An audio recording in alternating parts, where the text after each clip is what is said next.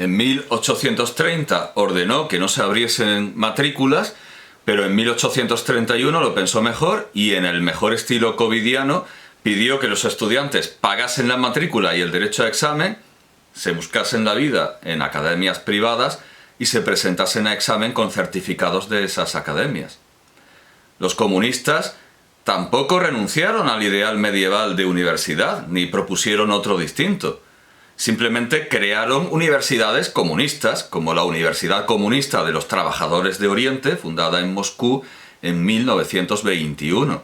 Por su parte, crear una universidad nazi era más un ideal de Heidegger que del propio Hitler, a quien más bien le bastaba una universidad sin judíos. Solo ha habido una revolución que no ha aceptado el modelo universitario y ha rehusado crear una universidad barnizada de su ideología, como existen universidades luteranas, calvinistas, anglicanas, católicas, sunitas, chiitas, wahabitas, judías ortodoxas o universidades yeshivot, judías reformadas, shivaítas, mormonas, etcétera, etcétera, etcétera. Esta revolución ha sido la Revolución Francesa.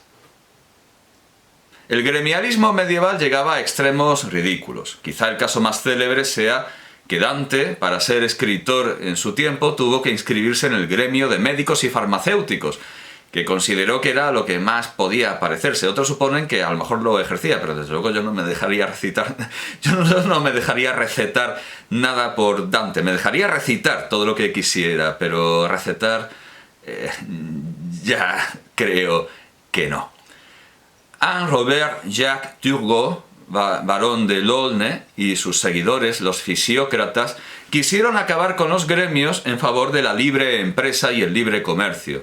Con los precedentes del decreto de Turgot, barón de Laulne, de 1776, y de la ley que Pierre Gilbert Leroy, barón de Allarde, con esa ley que el barón d'Allarde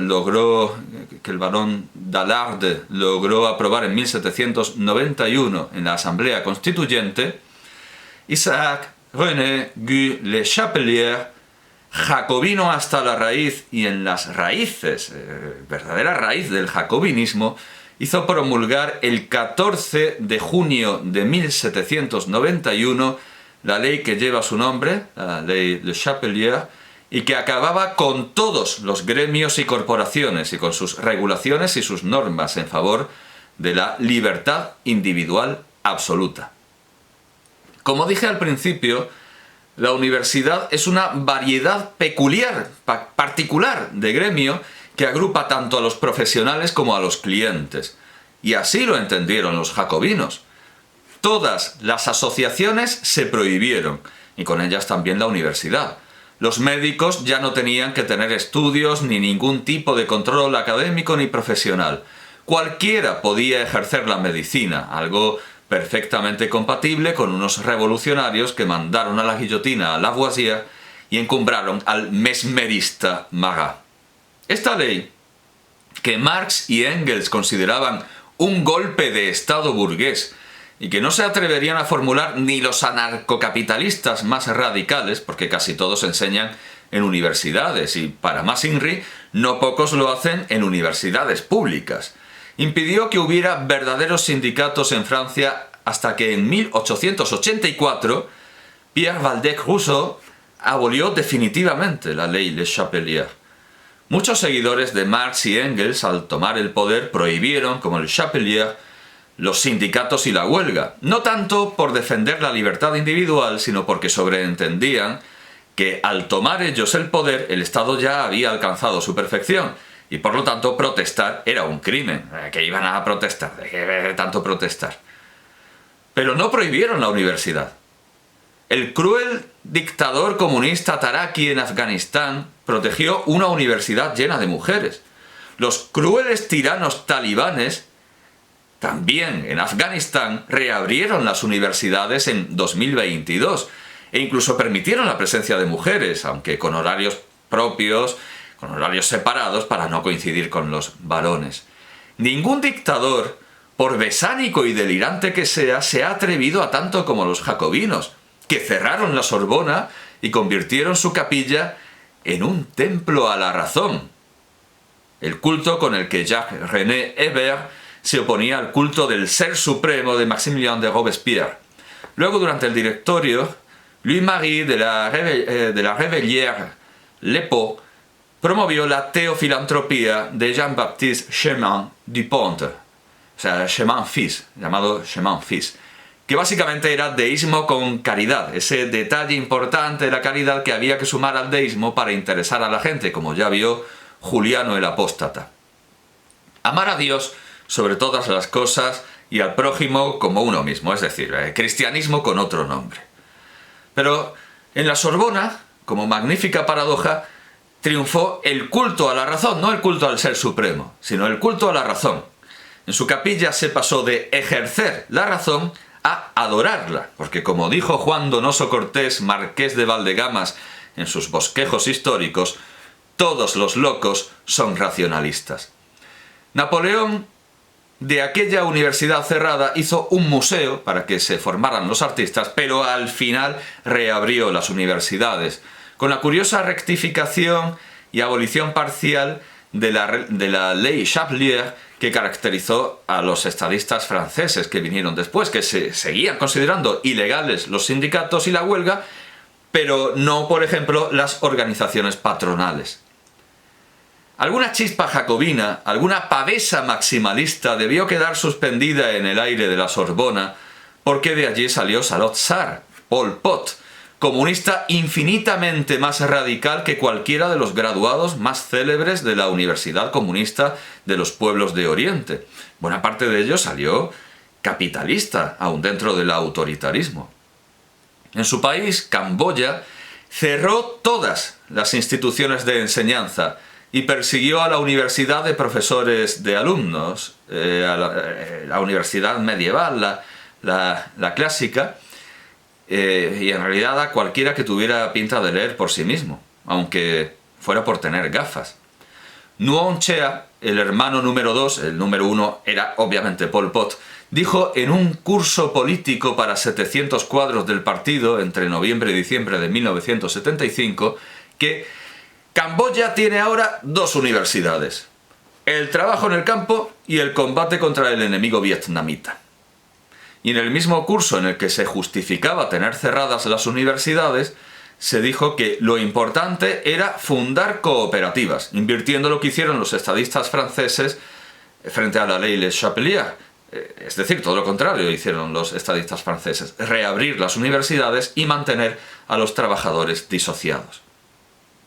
De momento, no ha habido ninguna alternativa seria a la universidad, lo que también quiere decir que tampoco ha habido ninguna alternativa seria a la enseñanza sectaria o por profesionales, es decir, a la enseñanza como producto en el mercado y que por lo tanto se valora conforme a las leyes del mercado, o a la enseñanza sectaria que podemos ver ejemplificada en lo que se cuenta de Hipaso de Metaponto. Hipaso de Metaponto era un pitagórico. Pitágoras y los pitagóricos pensaban que los números lo explicaban todo, que la armonía del universo, una armonía perfecta estaba en los números, en la música de las esferas, que el mundo era perfecto, bien ordenado, matemático, comprensible, gracias a que todo eran números. Y a Hipaso de Metaponto no se le ocurrió, hay muchas versiones de la historia, pero bueno, el resumen más gráfico podría ser que Hipaso de Metaponto estaba embarcado con sus compañeros pitagóricos y no se le ocurrió otra cosa que descubrir los números irracionales, con lo cual rompía toda esa armonía fantástica, ese verso de "el mundo está bien hecho", de Luis Rosales. Creo que es de Luis Rosales. Bueno, puede ser, un segundo, puede que sea de Jorge Guillén. Ahora mismo, claro, para los pitagóricos, el mundo era este sillón, este beato sillón de Jorge Guillén. Perdón, no Luis Rosales, de Jorge Guillén. De Luis Rosales es La casa encendida. Pero vamos, es lo mismo, es esa casa burguesa, acogedora, En eso convirtieron los pitagóricos las matemáticas. Beato Sillón, la casa corrobora su presencia con la vaga intermitencia de su invocación en masa a la memoria. No pasa nada, los ojos no ven, saben, el mundo está bien hecho, el instante lo exalta a marea de tan alta, sin vaivén. Bueno, pues con el vaivén del mar, con el vaivén de la nave, los pitagóricos descubrieron que su compañero había descubierto lo que no podía ser descubierto, los números irracionales, y lo echaron por la borda. Evidentemente, la enseñanza sectaria tampoco es un instrumento serio de educación, tampoco es algo deseable, tampoco queremos acabar como Hipaso de Metaponto, como los expulsados o eliminados o purgados de cualquiera de las sectas que se basen en que el maestro lo dijo, Magister Dixit, como decía Cicerón de los pitagóricos. Como digo, de momento no ha habido ninguna alternativa seria a la universidad, porque no puede serlo que te recete el pipero de la esquina, no ya Dante Alighieri, no ya que te dé una receta Dante, sino que te dé una receta el pipero de la esquina o un tío con bata blanca que te habla desde lo que parece ser un hospital con mucho azulejo blanco, pero que a lo mejor viene de freír patatas, o que sí trabaja en un hospital pero limpiando letrinas. Que es la fuente de información sanitaria, la fuente de información médica de tantísimos españoles y de tantos nacionales y extranjeros durante la epidemia. El modelo de los Gemeres Rojos tampoco es digno de consideración. Aunque fuera tan admirado por intelectuales de izquierda suecos, estadounidenses, franceses y demás, porque siempre hay un tonto para un descosido. Hasta ahora solo me parecía un modelo serio la educación secundaria, que además contiene también la formación profesional.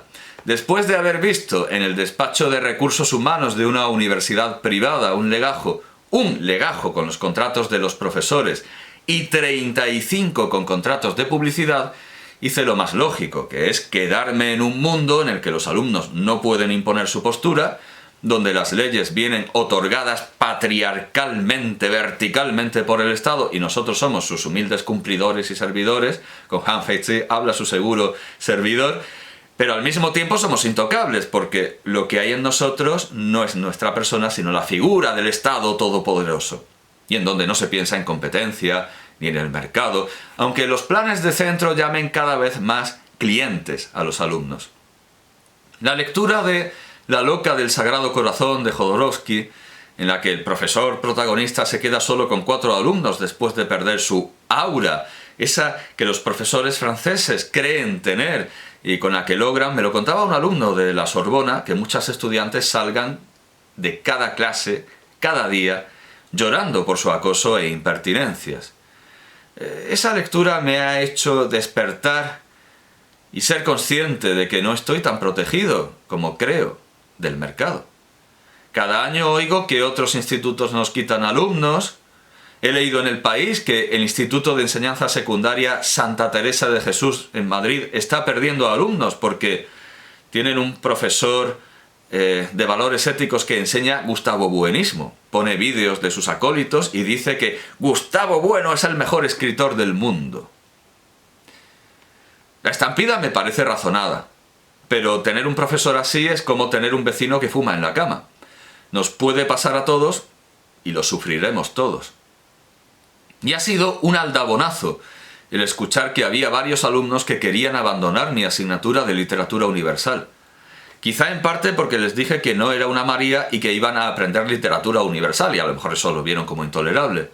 En mayor parte espero, y además veo que también han querido abandonar otras asignaturas con un horario semejante, en parte también porque es a una hora muy mala. Un día y una hora muy mala. Un día y una hora muy malos. Y si me quedo con 4 alumnos, como en la loca del Sagrado Corazón, no me podré quedar con ellos en realidad. El Estado cerraría lo que el propio Estado llama la unidad, cerraría una unidad. Es decir, se acabó la literatura universal, ya no hay horas para literatura universal. Así que, ¿qué puedo decir? Tened hijos, abrid las fronteras o qué sé yo, apuntaos a bachilleratos semipresencial. Es para adultos, al menos el mío. No permitáis que se cierren unidades y al final se lo coma todo la universidad, pública, privada, o esas universidades comunistas y pitufillas al estilo de la misión Alma Mater de Chávez, o la Universidad de Podemos, que siempre será, se presente con la forma en la que se presente, esa mujer engalanada o austera, lánguida o fuerte, pero que solo os quiere por vuestro dinero.